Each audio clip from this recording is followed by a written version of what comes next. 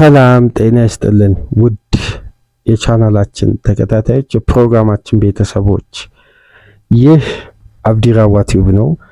ፕሮግራማችንን ላይክ በማድረግ እንዲጀምሩ። ላይክ ስታደርጉ የዚህን ፕሮግራም ተደራሽነት ተደማጭነት ከፍ ስለሚያደርግ ላይክ እያደረጋችሁ እንድታደምጡን፣ አዲስ የሆናችሁ ሰብስክራይብ በማድረግ የደወል ምልክቷን እየተጫናችሁ ቻናላችንን እንድትቀላቀሉ በአክብሮት እየጋበዝን ይህንን ፕሮግራም ከሀገር ውጭ የምታደምጡ ውድ የቻናላችን ተከታታዮች ድጋፋችሁን በሱፐር ስቲከር፣ ሱፐር ቻት፣ ሱፐር ታንክስ ለቻናላችን እንድታበረክቱ በአክብሮት እየጋበዝን የመጨረሻና አምስተኛ ክፍል ፕሮግራማችን ትኩረት የሚያደርገው እንግዲህ ትናንት ምሽት በተደረጉ የኢንተርናሽናል የብሔራዊ ቡድን ጨዋታዎች ዙሪያ ወዳጅነት በተጨማሪም የጥሎ ማለፍ ጨዋታዎችን በተመለከተ ይሆናል። የሀገራት ጨዋታ እንግዲህ ለእግር ኳሱ ቤተሰብ ይሄ ማራኪነቱ የፉክክሩ መጠን ከረጅም ጊዜ ድጋሚ ስለሚመጣ አንድ ኮምፒቲሽን ዓለም ዋንጫ ዩሮ ሲኖር ትኩረቱ ከፍ ይላል። በመሀል ግን የሊግ ጨዋታ ተቋርጦ ሲመጣ የእግር ኳሱ ቤተሰብ በጣም የሚሰላችበት የሚዳከምበት ነው። ግን የዚህኛው ዙር እንደዛ አይደለም። በተለይ ትላልቅ ሀገራት እርስ በርስ መገናኘታቸው የበለጠ ትኩረትን ስቧል።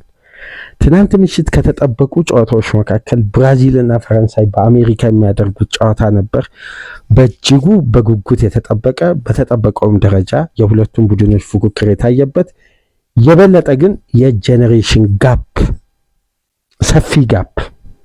ሰፊ ጋፕ ሲባል በጣም ሰፊ ጋፕ በቃላት የማይገለጽ የጄኔሬሽን ጋፕ የታየበት የፈረንሳይና ብራዚል ጨዋታ 2-1 በፈረንሳይ አሸናፊነት ሲጠናቀቅ ከረፍት በፊት የወቅቱ የዓለማችን ኮከብ ተጫዋች ኪሊያን ኤምባፔ ከወቅቱ የባለንዶር አሸናፊ ኦስማን ዴምቤሌ የተሰነጠቀለትን ኳስ በአስደናቂ የአጨራረስ ኳሊቲ ቺፕ አድርጎ በፈረንሳይ እግር ኳስ ታሪክ 56ኛውን የብሔራዊ ቡድን ጨዋታ አስቆጥሮ 56ኛውን ግብ አስቆጥሮ የምን ጊዜውን ከፍተኛ ግብ አስቆጣሪ እንደምታውቁት ኦሊቪዬ ዡሩ ነው በ57 ግብ።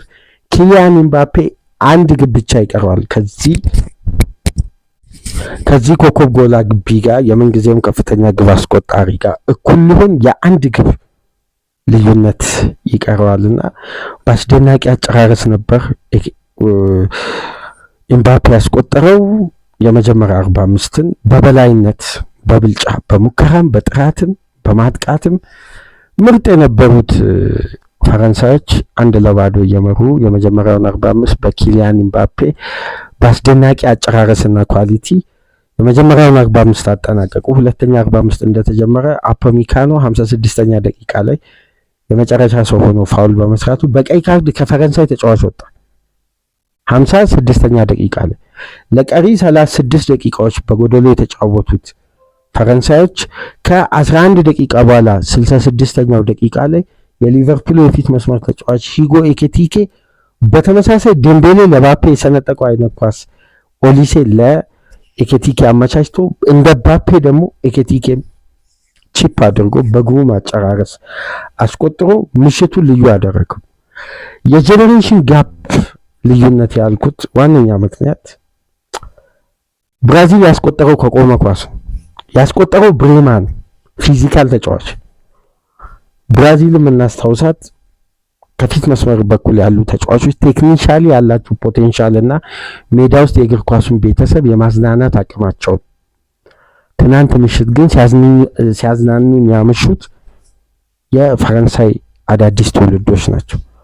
አሁን በፈረንሳይ ብሔራዊ ቡድን እነ ግሪዝማን የሉ አሰልቺ ጥሪዎች በቃ ለእግር ኳሱ ቤተሰብ ከአዲሱ ጄኔሬሽን ጋር ዴሻ አዋህዶ ውበት የሌለውን እግር ኳስ ያሳየን ቆይቷል። ግን የምሽቱን እንቅስቃሴ ለተመለከተ አንዳንዴ ወዳጅነት ላይ ስለሚደፍር ነው የሚያስብል ነው። በጣም ፍሌክሲብል የሆነ በጣም አብሮ በጋራ የቆዩ የሚመስሉ ኢነርጂ፣ ፍላጎት፣ መራብ እኔ የምሽቱን የፈረንሳይ ብሔራዊ ቡድን ለተመለከተ በወረቀት ደረጃ ለተመለከተ ይሄ የ2026ቱ የዓለም ዋንጫ ከፈረንሳይ እጅ ይወጣል ብሎ ማሰብ በጣም ከባድ ነው። ይሄ ጄኔሬሽን ዴሻ በክብር አሸንፎ ይሄን ዓለም ዋንጫ ለዚዳን የሚያስተላልፈው ትውልድ ነው። እኔ የዓለም ዋንጫን ከፈረንሳይ እጅ ይወጣል የሚል ግምት የለኝም።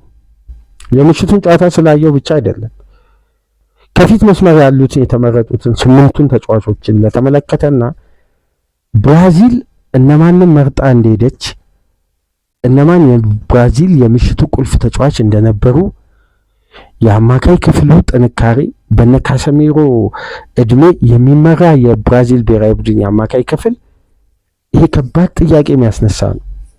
አሁን የነ ካሰሚሮ ፍጥነትና ሩጫ በፕሪሚየር ሊግ በማይክል ካሪክ ውስጥ ምርጥ እንቅስቃሴ እያደረገ ነው። ግን በብሔራዊ ቡድን ደረጃ ይህን ኃላፊነት ለመቀበልና ከነዛ ሁሉ ሀገራት ጋር ፐርፎርም ለማድረግ ብራዚል እንደ ሀገር ምን ያክል የትውልድ እጥረት እንዳለባት የተመለከትንበት፣ እዛ ጋር ግን ደግሞ የምታዩት የፈረንሳይ ትውልድ አንድ ምናልባት ይሄን ነገር ሊያረጋግጥላቸው የሚችል አንድ ጉዳይ ልጠቁማችሁ። የፈረንሳይ ብሔራዊ ቡድን ቤንች ላይ የነበሩ የፊት መስመር ተጫዋቾችን ልጥቀስላችሁ። በአጠቃላይ ማርኮስ ቱራም ነበር ቤንች ላይ የኢንተር ሚላኑ፣ ራዳሚል ኮሎሙዋኒ ነበር፣ ዲዜሪ ዱዌ ነበር፣ ራያን ቸርኪ። እነዚህን ተጫዋቾች ተመልከቱ። ብራድሊ ባርኮላ አለ። ይህን የፊት መስመር የተጫዋቾችን ጥራት ተመልከቱ። አልከቹድ አለ፣ አዲሱ ወጣቱ የሞናኮ የፊት መስመር ተጫዋች፣ ቸርኪን፣ ደምቤሌን፣ ባፔን፣ ዱዌን፣ ኤኬቲኬን፣ ኮሎሙዋኒን፣ ቱራምን፣ ኦሊሴን፣ አርከቹክን በጉዳት ምክንያት ያልተጠራው ይቅርታ፣ ብራድሊ ባርኮላ ጉዳት ላይ ስለሆነ ነው ያልተጠራው እና ወጣቷ የሞናኮ ልጅ የተጠራችው በሱ ቦታ ነው። ይሄ የፊት መስመር ተጫዋች የትኛው ብሔራዊ ቡድን ነው በዚህን ሰዓት የማስቆም ኳሊቲ ያለ? የእንግሊዝ ብሔራዊ ቡድን በየዲፓርትመንቱ ጥሩ አማራጮች አሉት። ብሔራዊ ቡድኑ ከሚሰራው ስራ ይልቅ ስለለበሰው ሱፍ፣ አሁን የእንግሊዝ ብሔራዊ ቡድን በዓለም ዋንጫ የሚለብሰው ማሊያ 90 ፓውንድ ነው የሚሸጠው የሚለው ዜና ነው እንግሊዝ ውስጥ እየተወራ የሚገኘው። የፈረንሳይ ብሔራዊ ቡድን የያዘውን ትውልድ ደግሞ ተመልከቱ።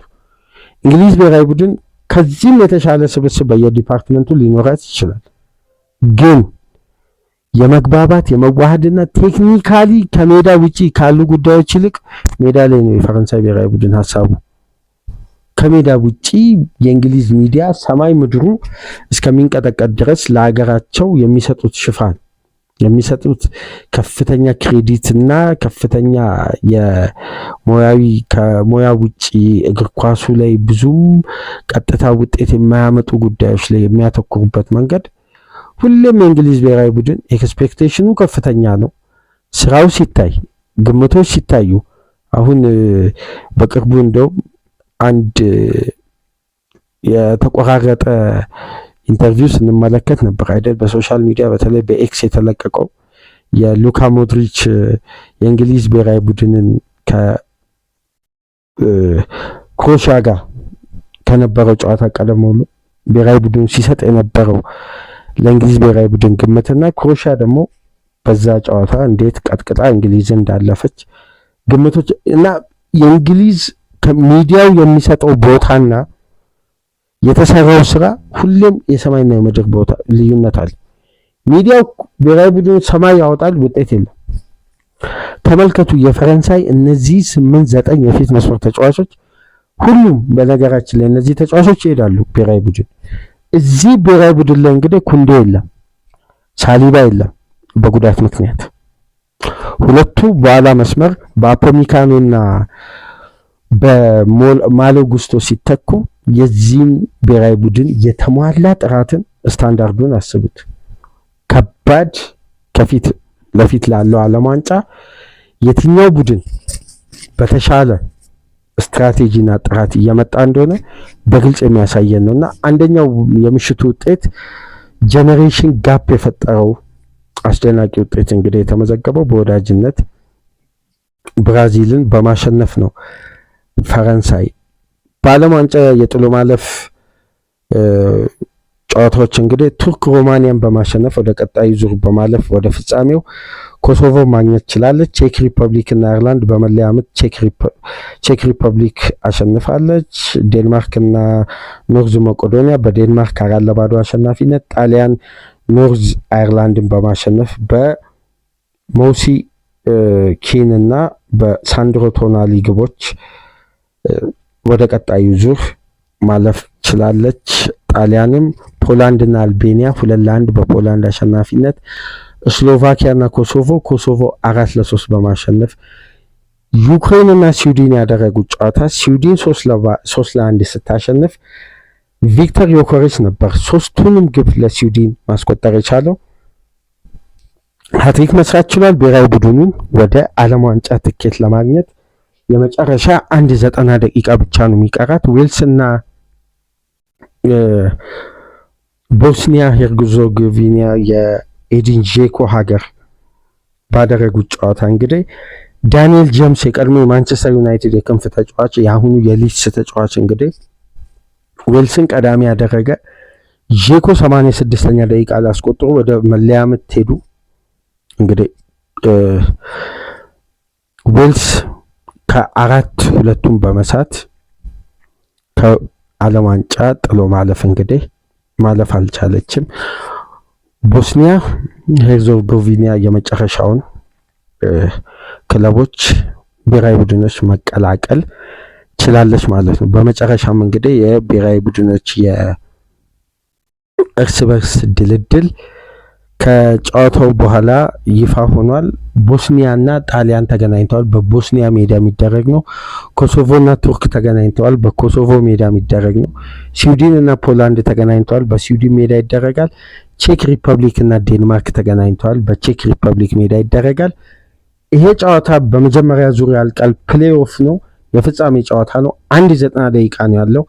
ያሸነፈው አራቱም ሀገራት በቀጥታ ወደ ዓለም ዋንጫ ተሳታፊ የሚሆኑበትን ትኬት ይቆርጣሉ ማለት ነው። ነገር ግን በምሽቱ ጨዋታ ሌላ አስደናቂ ብቃት ያየነው የአርሴናል አጥቂ ቪክተር ዮከሬስ ነው። ይህ አጥቂ እንግዲህ ለሀገሩ 3 ግብ በማስቆጠር ታሪክ ሰርቷል። በምሽት ጨዋታ የአርሴናል አጥቂ ስዊድን ከሜዳ ውጪ ዩክሬንን በገጠመችበት ጨዋታ እንግዲህ 3ቱንም ግብ በማስቆጠር የስዊድን ብሔራዊ ቡድን እንደምታውቁት በዓለም ዋንጫ የግሩፕ ስቴጅ ጨዋታዎች በነበሩበት ወቅት መጨረሻ ደረጃ ላይ ይዞ ነው ወደ መጨረሻ ደቂቃ ያንም የግሩፕ ስቴጅ ማለፍ አልቻለም። ነገር ግን ወደዚህ የምድብ ጨዋታ ድልድል የፕሌኦፍ የመጣው በዩኤፋ ኔሽን ሊግ ባለው ነጥብና የጨዋታ ቁጥር ነው። ይሄ በነገራችን ላይ በአዲሱ አሰራር ውስብስብ የሆነ ሂደት አለውና ስዊድን በቀጥታ ከምድቧ አልፋ አይደለም ወደዚህ ድልድል የመጣችው በዩኤፋ ኔሽን ሊግ ባላት ነጥብና የጨዋታ ውጤት ነውና ቪክተር ዮከሬስ ፍጹም ቅጣት ምትን ጨምሮ 2 በእንቅስቃሴ አስቆጥሮ እንግዲህ ይሄ የፊት መስመር አጥቂ ስዊድን እና ግራን ፖተርን ወደ ቀጣዩ ስቴጅ ማሳለፍ ችሏል። ወደ ዓለም ዋንጫ ይጓዛሉ ወይ? በቀጣይ የምንመለከት የሚሆነው። ፕሮግራማችንን ላይክ፣ ሼር፣ ሰብስክራይብ ማድረግ አትርሱ። ከሀገር ውጭ የምታደምጡ በሱፐር ስቲከር፣ በሱፐር ቻት፣ በሱፐር ታንክስ ድጋፍ አድርጉ። ዕለተ ዓርብን ከእናንተ ጋር በ5 ፕሮግራም ቆይታ አደረግን። ሰላም ቆዩ።